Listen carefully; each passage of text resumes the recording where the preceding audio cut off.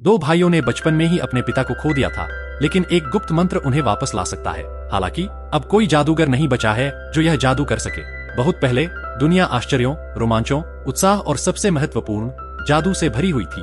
विभिन्न पौराणिक जीव सद्भाव में रहते थे और अपनी सभी जरूरतों को पूरा करने के लिए जादू का इस्तेमाल करते थे। हालांकि जादू का उपयोग और उसमें महारत हासिल करना बहुत मेहनत और धैर्य का काम था, इसलिए उनमें से कुछ ने एक आसान तरीका ढूंढ लिया। यह विज्ञान और प्रौद्योगिकी था। हर गुजरते साल के साथ प्रौद्योगिकी में प्रगति और इसके द्वारा प्रदान की जाने वाली विलासिताओं ने जादू के उपयोग को लगभग नगण्य बना दिया। लेकिन कुछ अभी भी मानते हैं कि जादू अभी भी चुने हुए लोगों के हाथों में छिपा हुआ है। इन पौराणिक जीवों में एक अनाथ एल्फ है जिसका नाम यान लाइटफुट है, जो अपना 16वां जन्मदिन मना रहा है। वह जल्दी उठता है और अपने पिता का स्वेटशर्ट पहनता है। अपनी माँ को अभिवादन करने के बाद वह नाश्ते की तलाश में लग जाता है। उसकी माँ लॉरेल सुझाव देती है कि उसे अपने सहपाठियों को अपनी जन्मदिन की पार्टी में आमंत्रित करना चाहिए, लेकिन यान ऐसा करने के लिए बहुत शर्मीला है। यान अपने बहिर्मुखी बड़े भाई बार्ले के बिल्कुल विपरीत है, जो कभी भी अपना असली स्व दिखाने से नहीं डरता। बार्ले को जादू में गहरी रुचि है और वह सभी ऐतिहासिक पौराणिक जीवों और उनकी शक्तियों के बारे में सब कुछ जानता है। वह यान को भी अपनी शक्तियाँ खोजने की सलाह देता है। जब वे अपने घर से बाहर निकलते हैं तो शहर के पुलिस अधिकारी और लॉरेल के प्रेमी कोल उनका स्वागत करते हैं।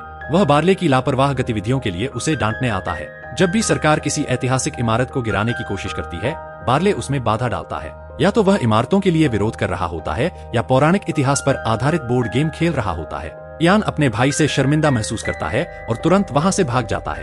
अपने रास्ते में वह अपने पिता के एक दोस्त से मिलता है जो बताता है कि वाइल्डन सबसे आत्मविश्वासी व्यक्ति था जिसे वह कभी मिला। यह यान को अपने पिता जैसा बनने की इच्छा पैदा करता है। स्कूल पहुंचने के बाद वह खुद में सकारात्मक बदलाव लाने का निर्णय लेता है और उन्हें नोट करता है। वह बोलना शुरू करता है और अपने पीछे बैठे छात्र से कहता है कि वह अपने पैर उसकी कुर्सी से हटा ले। हालांकि यान इतना साहसी नहीं है कि दूसरों को उसकी बातों की परवाह हो। यान हार नहीं मानता और ड्राइविंग पाठों में स्वयं सेवा करता है, लेकिन वे भी अच्छी तरह से समाप्त नहीं होते हैं। घर जाने से पहले वह सामाजिकरण करने का अंतिम प्रयास करता है और अपने सहपाठियों को अपनी जन्मदिन की पार्टी में आमंत्रित करता है। यह तब तक ठीक चला जब तक बार्ले अपने अजीब दिखने वाले ट्रक में नहीं आया, जिसे वह गुइनीवियर कहता है। यान अपनी पसीना और घबराहट पहुंचता है और गलती से अपने चेहरे पर स्याही लगा लेता है। वह बहुत शर्मिंदा हो जाता है, इसलिए वह अपनी जन्मदिन की पार्टी रद्द कर देता है और अपने भाई के साथ घर वापस भाग जाता है। उस दिन बाद में वह खुद को अपने कमरे में बंद कर लेता है और अपने पिता की छोटी आवाज रिकॉर्डिंग चलाता है। यान सोचता है कि क्या ऐसा कोई तरीका है जिससे वह अपने पिता से मिल सके और उनसे कुछ आत्मविश्वास सीख सके। अचानक उसकी माँ अंदर आती है और यान को बताती है कि वाइल्डन ने उसके लिए एक उपहार छोड़ा है। वह नहीं जानती कि यह क्या है, लेकिन वाइल्डन ने अनुरोध किया था कि इसे यान को उसके 16वें जन्मदिन पर दिया जाए। लॉरेल एक लिपटा हुआ पैकेज लाती है और यान इसे उत्साहित होकर खोलता है।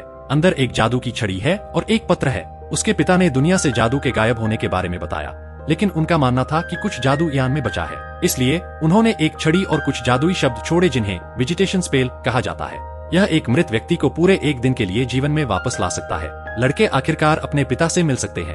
बार्ले पैकेज के अंदर फीनिक्स रत्न को नोटिस करता है, जो सबसे मजबूत जादुई पत्थर है। वह इसे छड़ी के साथ उत्साह से उठाता है और मंत्र पढ़ता है। वह कई बार कोशिश करता है, लेकिन कुछ नहीं होता। उनका दिल टूट जाता है और वे हार मान लेते हैं। लॉरेल उन्हें बहुत खेद महसूस करती है, लेकिन उन्हें इस तथ्य की याद दिलाती है कि उनके पिता वास्तव में दिल से उनसे मिलना चाहते थे। यह उपहार अभी भी बहुत खास है, भले ही यह काम न करे। लॉरेल और बार्ले के चले जाने के बाद यान फिर से मंत्र पढ़ता है, लेकिन कुछ चौंकाने वाला होता है। उसके कमरे में सब कुछ उड़ने लगता है। बार्ले वहां दौड़ता है और पहली बार जादू देखकर उसके होश उड़ जाते हैं। अचानक वाइल्डन उनके सामने प्रकट होने लगता है, लेकिन बीच में ही रुक जाता है। चूंकि यान अनुभवहीन है, इसलिए मंत्र सही से काम नहीं करता और केवल वाइल्डन के पैर ही पुनर्जन्म लेते हैं। रत्न का उपभोग किया जा चुका है, इसलिए मंत्र को फिर से नहीं किया जा सकता। बार्ले इतनी जल्दी हार नहीं मानना चाहता। वह अगला सूर्यास्त से पहले दूसरा रत्न खोजने और अपने पिता से मिलने का फैसला करता। बार्ले का दावा है कि उसका बोर्ड गेम वास्तविक इतिहास पर आधारित है और उसके अनुसार कोरी नामक एक मैंटिकोर के पास फीनिक्स रत्न खोजने के लिए नक्शा है। वे गुइनीवियर में बैठते हैं और पते का पालन करते हैं और कोरी का पता लगाने के लिए कार्ड खेलते हैं। इस बीच यान बार्ले द्वारा दी गई किताब से विभिन्न मंत्र आजमाता रहता है। उनमें से कोई भी काम नहीं करता क्योंकि यान में जुनून और अनुभव की कमी है। यान जादू से हार मान लेता है और अपने पिता के लिए नकली शरीर बनाने पर काम करता है ताकि वह कम डरावना लगे। कुछ समय बाद वे जंगल के बीच में पहुंचते हैं और आश्चर्यजनक रूप से वहां वास्तव में एक जगह है। हालांकि वर्षों में यह भी बदल गया है और एक बार बन गया है। वहां रहने वाला निडर मैंटिकोर अब अधिक ग्राहकों को प्राप्त करने के लिए दिन रात काम कर रहा है। बार्ले उससे नक्शा मांगता है, लेकिन कोरी कहती है कि वह अब किसी को खतरनाक खोज पर नहीं भेजेगी क्योंकि उसे मुकदमा चलाया जा सकता है। बार्ले उसे उसकी महिमा के बारे में याद दिलाता है। उसके पास एक डरावना सराय हुआ करती थी और उसे देखकर लोग कांपते थे। उसे ग्राहकों को भोजन परोसने के बजाय नायकों को रोमांच पर भेजना चाहिए था। कोरी खुद को देखती है और पछताती है कि उसने क्या किया। वह अपना आपा खो देती है और आग उगलने लगती है। सभी ग्राहक डर के मारे भाग जाते हैं कि इमारत गिरने लगती है। लड़के भी भाग जाते हैं, लेकिन उनका पिता खतरे में है। यान उछालने वाला मंत्र बोलता है और सौभाग्य से यह काम करता है। वे गुइनिवियर में वापस आ जाते हैं और भाग जाते हैं। उन्हें नक्शा नहीं मिला, लेकिन कोरी द्वारा डिजाइन किए गए मेनू में फीनिक्स स्टोन का पता लगाने के लिए स्थान भी था। इस बीच लॉरेल को संदेह होता है कि उसके बेटे मैंटिकोर टैवन गए हैं, इसलिए वह भी वहां दौड़ती है। कोई उसे मार्गदर्शन करता है कि कोरी को पता हो सकता है कि लड़के कहाँ गए, इसलिए लॉरेल एक नर्स होने का नाटक करती है और कोरी को ले जाती। कोरी कुछ महत्वपूर्ण विवरण बताना भूल गई थी जो यान और बार्ले को बताने थे, इसलिए उसे जल्द से जल्द उन्हें खोजना चाहिए। रास्ते में लड़कों का ईंधन खत्म हो जाता है और आपातकालीन ईंधन कैन में केवल कुछ बूंदें होती हैं। बार्ले सुझाव देता है कि यान ईंधन कैन का आकार बढ़ाने के लिए एक मंत्र आजमाए।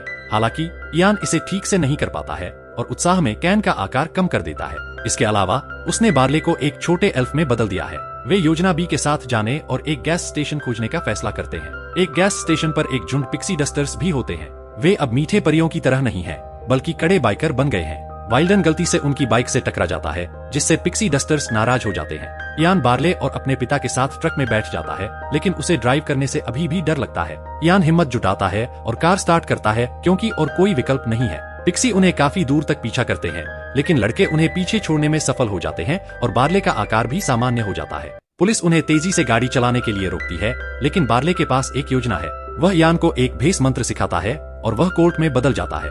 हालांकि यान को सच बोलना होगा, नहीं तो मंत्र खत्म होने लगेगा। यान पुलिस को धोखा देने में सफल हो जाता है, लेकिन आखिरी सवाल उसे मुसीबत में डाल देता है।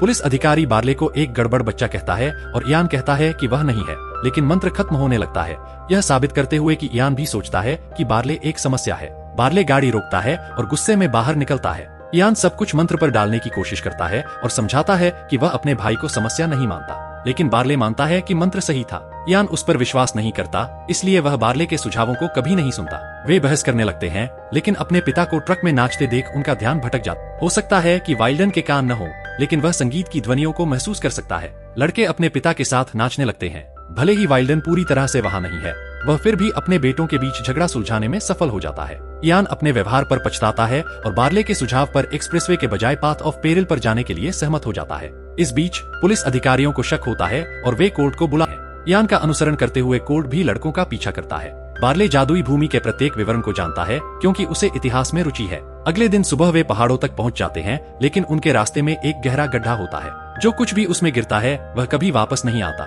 एक पुल है, लेकिन इसे केवल दूसरी तरफ से ही संचालित किया जा सकता है। बार्ले यान के चारों ओर एक रस्सी बांधता है और उसे अदृश्य पुल के लिए मंत्र का उपयोग करने के लिए कहता है। जब यान आधे रास्ते पर पहुंचता है तो रस्सी फिसल जाती है, लेकिन बार्ले अपने भाई के लिए चीयर करता रहता है और उसे दूसरी तरफ पहुंचने में मदद करता है। उसके बाद वे फीनिक्स मूर्तियों का पालन करते हुए रत्न खोजने के लिए आगे बढ़ते हैं। कोरी वहां पहुंचती है उन्हें पकड़ने के लिए, लेकिन यान ने पर्याप्त आत्मविश्वास और साहस प्राप्त कर लिया है और पुलिस से दूर चला जाता है। आगे एक रास्ता बंद हो गया है और यान को जादू का उपयोग करके पुलिस को रोकना है। हालांकि वह इसे करने के लिए बहुत घबराया हुआ है और आसानी से हार मान लेता है। उसे मजबूर करने के बजाय बार्ले अपने प्रिय वाहन का बलिदान देकर पुलिस को रोक देता है। उसके पास वास्तव में एक बड़ा दिल है, जैसे एक अच्छा बड़ा भाई होना चाहिए। वे अपनी यात्रा जारी रखते हैं और एक पत्थर की गोली को एक जल प्रतीक के साथ पाते हैं। वे जादू का उपयोग करके एक चीटोस पफ को नाव में बदल देते हैं और गुफा के नीचे चले जाते हैं। रास्ते में बार्ले यान को एक ऐसा रहस्य बताता है जो उसने पहले कभी नहीं बताया था। जब उनके पिता आपातकालीन कक्ष में मरने वाले थे, बार्ले उन्हें उस स्थिति में देखने से बहुत डरता था। वह अंतिम विदाई कहने की हिम्मत नहीं जुटा सका और उसे अभी भी इसका पछतावा है। इसलिए बार्ले ने जीवन में कभी भी डरने का निर्णय नहीं लिया। वह अपरिपक्व लग सकता है, लेकिन वह वास्तव में जिम्मेदार और देखभाल करने वाला है। लड़के एक और गुफा में पहुंच गए हैं, लेकिन यह कई घातक जालों से भरी हुई है। वे मुश्किल से उनसे बच पाते हैं, लेकिन एक कमरे में आ जाते हैं जहां पानी लगातार भर रहा है। किसी को दरवाजा खोलने के लिए जमीन पर बटन दबाना होगा। सौभाग्य से उनके पिता इतनी देर तक अपनी सांस रोक सकते हैं, क्योंकि उनके पास ऊपरी शरीर नहीं है। उनकी मदद से लड़के अंततः बाहर निकल जाते हैं। आश्चर्यजनक रूप से पूरी यात्रा उन्हें उनके स्कूल के सामने वापस ले आई। यान सब कुछ बार्ले पर दोष लगाता है और मानता है कि उन्हें एक्सप्रेसवे लेना चाहिए था। यान बार्ले को गड़बड़ कहता है और अपने पिता के साथ आखिरी क्षण बिताने के लिए चला जाता है। हालांकि बार्ले अभी भी खुद पर विश्वास पास करता है और प्राचीन फव्वारे में रत्न की तलाश करता रहता है। इस बीच इयान बैठकर उस चेकलिस्ट को पूरा करता है जो उसने अपने पिता के साथ करने वाली चीजों के बारे में बनाई थी, जैसे एक साथ हंसना, घूमना, ड्राइविंग सीखना और पूरा जीवन एक साथ बिताना। इयान को अचानक एहसास होता है कि उसने ये सब चीजें पहले ही कर ली हैं, अपने पिता के साथ नहीं बल्कि अपने प्यारे भाई के साथ। वह अपने भाई के पास लौटता है जिसने आखिरकार फीनिक्स रत्न खोज लिया है, लेकिन एक लाल धुआं उसका पीछा कर रहा है। यह वही शाप है जिसके बारे में कोरी बताना भूल गई थी। शाप एक बड़े ड्रैगन में बदल जाता है और रत्न चाहता है। बार्ले इसे इयान को दे देता है ताकि वह वाइल्डन को वापस ला सके। लॉरेल और कोरी वहां पहुंचते हैं और उधार ली गई पौराणिक तलवार से ड्रैगन को रोकने की कोशिश करते हैं, हालांकि वे उसे ज्यादा देर तक रोक नहीं पाते। बार्ले ड्रैगन को विचलित करने का फैसला करता है ताकि कम से कम इयान अपने पिता को अलविदा कह सके, लेकिन इयान यह अवसर बार्ले को देता है क्योंकि उसने पिछली बार इसे गवा दिया था। इयान को पहले ही एक ऐसा व्यक्ति मिल गया था जो हमेशा उसकी देखभाल करता था, एक ऐसा व्यक्ति जो उसे वह बनने के लिए प्रेरित करता था जो उसने कभी सोचा भी नहीं था कि वह हो सकता है। उसके पास कभी पिता नहीं थे, लेकिन उसके पास हमेशा उसका बड़ा भाई था। यह कहते हुए इयान उन सभी जादुई मंत्रों का उपयोग करके ड्रैगन को हराने जाता है जो उसने अब तक सीखे थे। ड्रैगन नष्ट हो जाता है और वाइल्डन पूरी तरह से बन जाता है, लेकिन सूर्यास्त हो चुका है और इयान अपने पिता से मिलने वापस नहीं जा सकता। हालांकि वाइल्डन ने अपने छोटे बेटे के लिए गले और बहुत सारा प्यार भेजा। साहसिक कार्य समाप्त हो चुका है, लेकिन इसने एक गहरा प्रभाव छोड़ा है। इयान ने आत्मविश्वास प्राप्त किया है और कई दोस्त बनाए हैं, लेकिन सबसे महत्वपूर्ण बात, दुनिया में धीरे धीरे जादू वापस आ रहा है। उन चीजों की कामना करना जो हमारे पास नहीं हो सकती हैं, हमें उन आशीर्वादों के प्रति अज्ञानी बना देती हैं जो हमारे पास पहले से हैं। चारों ओर देखो, हमेशा मुस्कुराने और आगे बढ़ते रहने का एक कारण होता है।